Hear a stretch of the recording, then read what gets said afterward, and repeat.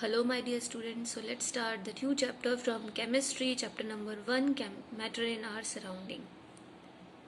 Students, everything which is present in this universe are all made up of only matter.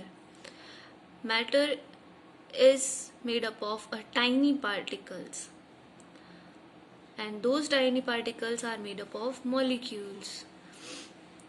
Matter is anything that has mass and take up space,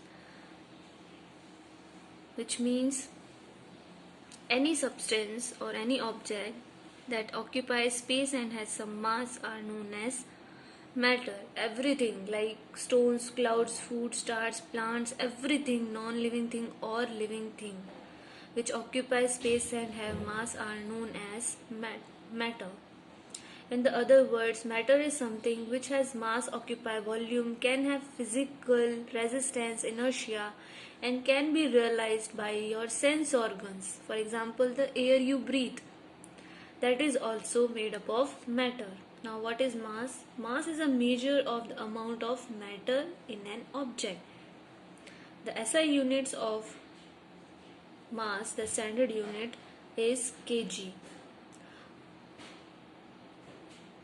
Ancient Indian philosophers said that all the non-living things and living things are made up of 5 basic elements known as Panch Tattva, which are fire, earth, air, sky and water.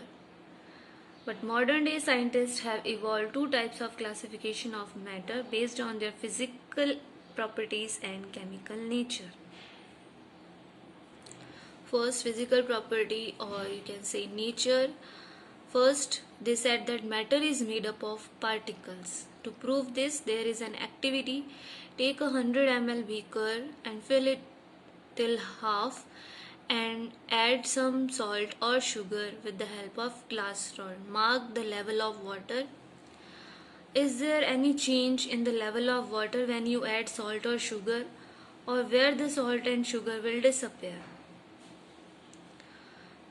That means the conclusion is that matter is made up of particles because the chunk of salt or sugar contains so many crystals that will dissociate from each other, and you will uniformly spread between the particles of water and will dissolve, so that there will be no effect on the level of water. Now the second point is, how small are these particles? How will you know? For this, take 2 to 3 crystals of potassium permanganate, this is blue in color, and dissolve them in 100 ml water. Then take out 10 ml of solution and put it into 90 ml of clear water to make it 100 ml. Then repeat this process for 5 to 8 times. You will observe that the color will become light in all the beaker, but the color will not disappear.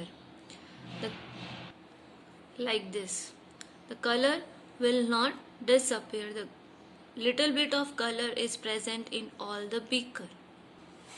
So we conclude that there must be millions of tiny particles in just one crystal of potassium permanganate, which keep on dividing themselves into smaller and smaller particles.